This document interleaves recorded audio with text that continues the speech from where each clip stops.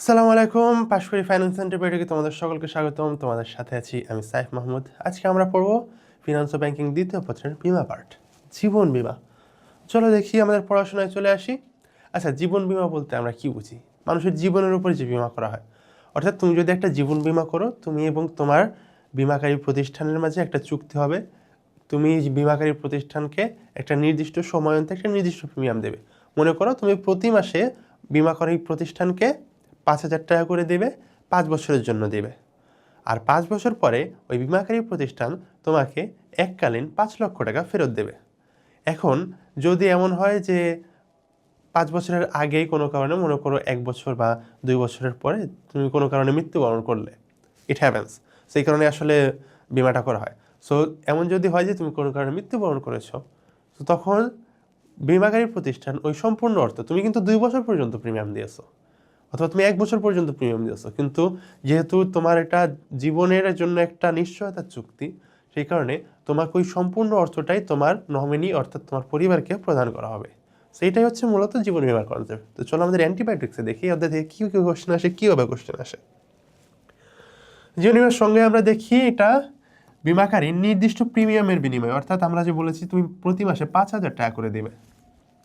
বিমা গ্রহীতার মৃত্যু, তুমি যদি মারা যাও তাহলে হচ্ছে তোমার মনোনীত ব্যক্তি অর্থাৎ তোমার নমিনিকে দিবে, অথবা যদি তুমি মারা না যাও, তুমি 5 বছর পর্যন্ত প্রিমিয়াম দিয়ে কন্টিনিউ করতে পারো, তাহলে হচ্ছে তোমাকেই সেই অর্থটা ফেরত দেবে।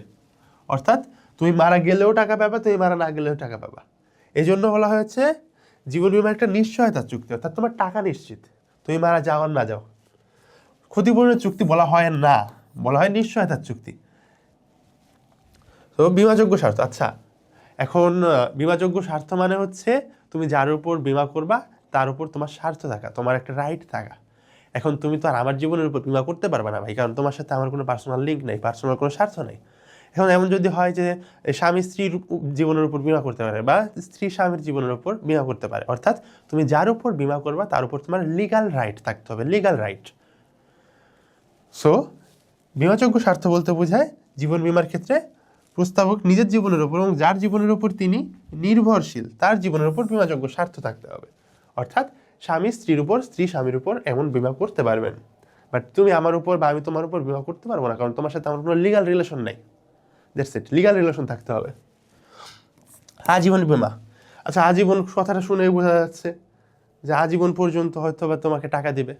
অর্থাৎ তুমি একটা প্রতিষ্ঠানকে মনে করো বললে যে তুমি 5,000 টাকা করে প্রতি মাসে 10 বছর দেবা, তাকে বিমাকারী প্রতিষ্ঠানকে তুমি প্রথমে ইনস্টলমেন্ট দেবা হচ্ছে 5,000 টাকা করে প্রতি মাসে 10 বছর।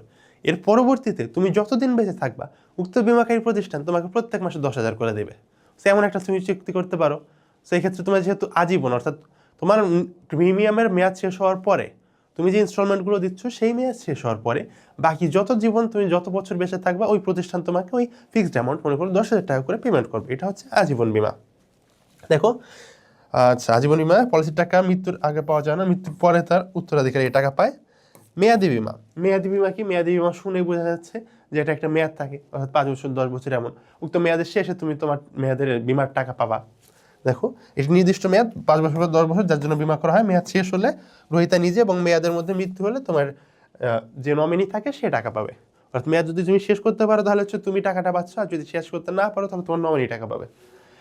এন্ডাউনমেন্ট পলিসি, দেখো যে সঞ্চয় এবং নিরাপত্তা উভয় সুবিধা দেয় হচ্ছে কোনটা?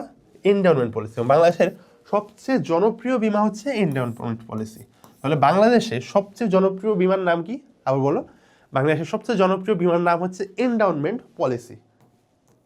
তাহলে বাংলাদেশের সবচেয়ে জনপ্রিয় জীবন বিমা কি? আবার বলো, এন্ডাউনমেন্ট পলিসি। এবার সব মনোনয়ন বা নমিনি, এটা অনেকটা এই ব্যাংকের নমিনি করার মতনই। অর্থাৎ তুমি যদি মারা যাও তাহলে ওই বিমার টাকাটা কে পাবে সেটা ফিক্স করে দেওয়া, সেটাই হচ্ছে নমিনি বা মনোনীত ব্যক্তি বলে। অর্পণ মূল্য, অর্পণ মূল্য এই জিনিসটা কি? দেখো, স্যারেন্ডার ভ্যালু, অর্থাৎ তুমি স্যারেন্ডার করে দিতেছো, ভাই আমি 5 বছর মেয়াদের জন্য বিমা করেছিলাম, আমি 2 বছর 3 বছর পর্যন্ত আমি ইনস্টলমেন্ট দিতে পারতেছি, এখন আমার আর টাকা নাই, আমি ইনস্টলমেন্ট দিতে পারবো না, সো আই স্যারেন্ডার।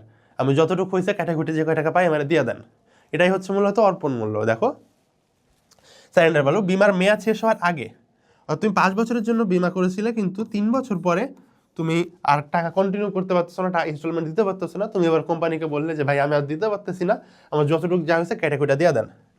বিমা গ্রহীতা যদি বিমাটি বন্ধ করে দেন, তাহলে কোম্পানি তাকে যে মূল্য ফেরত দেয়, অর্থাৎ 3 বছরে মনে করো তুমি 318 1,80,000 টাকা বিমা কোম্পানিকে দিয়েছিলে। এখন বিমা কোম্পানি তোমাকে কি করবে? তোমাকে 1,80,000 তো ফেরত দিবে না, কারণ তুমি তোর 5 বছরের পলিসি তোমাকে সাস্টেন করতে পারো নাই। এখন তুমি যেহেতু দিতে পারতেছো না, দেখা গেলো হচ্ছে চার্জ কেটে তোমাকে 1,50,000 টাকার মতন ব্যাক দেবে। তো এক্ষেত্রে আসলে স্যাক্রিফাইস করা লাগে, স্যারেন্ডার ভ্যালু যেহেতু স্যারেন্ডার, আমি আর পারতেছি না কন্টিনিউ করতে, বিমাটা বন্ধ করে দেন, আর যে কয় টাকা পাই মানে ফেরত দিয়ে দেন। তামাদি ল্যাপস, নির্দিষ্ট সময়ের মধ্যে প্রিমিয়াম না দিলে বিমা চুক্তি বাতিল হয়ে যায়। আচ্ছা, মনে করো তোমার সাথে চুক্তি হচ্ছে প্রত্যেক মাসে তুমি 5,000 দিবা, প্রত্যেক মাসের তোমার 10 তারিখে, মনে করো প্রত্যেক মাসের 10 তারিখের মধ্যে তোমার ইনস্টলমেন্টটা পেমেন্ট করতে হবে। এখন ফেব্রুয়ারির 10 তারিখের মধ্যে তুমি পেমেন্ট করো নাই, এখন তোমাকে একটা এক্সটেন্ডেড টাইম দেওয়া হবে 15 থেকে 30 দিন। অর্থাৎ ফেব্রুয়ারির 10 তারিখের মধ্যে যেহেতু তোমার ডেডলাইন ছিল, তোমাকে মার্চের 10 তারিখ পর্যন্ত হচ্ছে ডেডলাইন এক্সটেন্ড করা হবে। সো এটা হচ্ছে একটা গ্রেস পিরিয়ড তোমাকে দেওয়া হয়। সো এরপরে মার্চের 10 তারিখের মধ্যেও যদি তুমি পেমেন্ট করতে না পারো, তাহলে তোমার একটা পেমেন্ট ফেলিয়ার হবে, সেক্ষেত্রে তোমার বিমাটা ল্যাপস করবে, অর্থাৎ শেষ হয়ে যাবে, বিমা চুক্তি শেষ হয়ে যাবে। তো সেটাকে বলা হচ্ছে চুক্তি বাতিল হয়ে যাওয়া, ল্যাপস করা। আর যে 15 থেকে 30 দিনের একটা পিরিয়ডের কথা বললাম না, গ্রেস পিরিয়ড, এটাকে বলা হচ্ছে গ্রেস পিরিয়ড। অর্থাৎ প্রিমিয়াম দেওয়ার তারিখ পার হওয়ার, অর্থাৎ তোমার 10 তারিখের ডেডলাইন ছিল, আর পার হওয়ার পরেও সাধারণত 15 থেকে 30 দিন অতিরিক্ত দেওয়া হয়। তো 15 থেকে 30 দিন যে অতিরিক্ত টাইম দেওয়া হয়, এটাকে আমরা বলি হচ্ছে বিমার ক্ষেত্রে গ্রেস পিরিয়ড বা অনুগ্রহকাল। গ্রেস করা, অনুগ্রহ করা, দয়াদাক্ষিণ্য করা। হচ্ছে ক্লেইম, অর্থাৎ মেয়াদ শেষে বা মৃত্যুতে বিমার টাকা পাওয়ার জন্য আবেদন। তুমি তো ইনস্টলমেন্ট পেমেন্ট করছো, এখন তোমার মেয়াদ শেষ হয়ে গেছে, এখন তোমার কোম্পানির কাছে একটা লিখিত আবেদন করতে হয়, আচ্ছা আমার বিমার ইনস্টলমেন্ট শেষ, মেয়াদ শেষ, এবার আমার টাকাটা ব্যাক দেন। হচ্ছে প্রমাণক বা এভিডেন্স, জীবন বিমা করার সময় বয়সের প্রমাণ হিসেবে জন্ম সনদ বা এসএসসি সার্টিফিকেট জমা দিতে হয়। জীবন বিমার ক্ষেত্রে একটা বিষয় হয় যে তোমার বয়স যত বেশি হবে, তোমার প্রিমিয়ামের ভ্যালু তত বেশি হয়। অর্থাৎ তুমি যদি মনে করো ইয়াং এজ থাকো, যে 30-35 বছর, সেক্ষেত্রে দেখা যাচ্ছে তুমি প্রত্যেক মাসে 5,000 দিয়ে হয়তো বা 5 বছরে তুমি জমা দিবা 3 লাখ, বাট পেতে পারো 5 লাখ। আর তোমার যদি বয়স বেশি হয়, তোমার বয়স 60 বছর হয়, তখন হচ্ছে বা তোমাকে এত ফ্যাসিলিটেড বিমা দিবে না। সেই কারণে হচ্ছে বয়সের প্রমাণ, বয়স একটা ম্যাটার করে, একটা বয়সের চার্ট থাকে বিমা কোম্পানির জন্য। সো এই বয়সের প্রমাণের জন্য তোমাকে এভিডেন্স দিতে হয় যে না আমার বয়স এত। সেই কারণে হচ্ছে তোমার জন্ম সনদ অথবা তোমার এসএসসি সার্টিফিকেট দাখিল করা লাগে। এমন করে এককালীন প্রিমিয়াম, আচ্ছা তুমি এখন চাইতেছো যে না ভাই আমি প্রত্যেক মাসে দিয়ে 5,000 করে দেওয়ার হ্যাসেল চাইতেছি না, আমি এককালীন আপনার 3 লাখ টাকা দিয়ে দিতেছি, এরপরে 5 বছর পরে আপনি আমার 5 লাখ টাকা ব্যাক করেন। এটা যদি হয় সেটাকে আমরা বলি এককালীন প্রিমিয়াম। আর বার্ষিক ভিত্তি কি?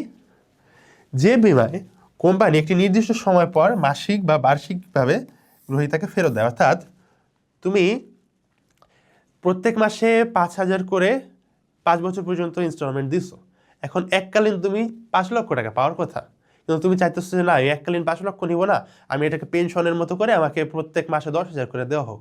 সেই যে পলিসিটা যদি তুমি বিমা করো, তাহলে সেটাকে বলা হয় হচ্ছে বার্ষিক ভিত্তি বা অ্যানুইটি। অ্যাসাইনমেন্ট, আচ্ছা বিমাপত্রের মালিকানা অন্য কারোর কাছে হস্তান্তর করা হলে তাকে বলা হচ্ছে অ্যাসাইনমেন্ট। অর্থাৎ তুমি বিমা করছো, এখন তুমি বিমাপত্রের মালিকানা অন্য আরেকজনকে দিয়ে দিতে চাইতেছে, সে আমার বিমার টাকাটা উঠাই নেবে, তো সেটাকে বলা হচ্ছে অ্যাসাইনমেন্ট। দেখি আমাদের প্রিভিয়াস এই অধ্যায়ে কি কোশ্চেন আসছে। আচ্ছা, অর্পণ মূল্যকে আমরা কি বলি? Surrender value, SURRENDER, surrender value.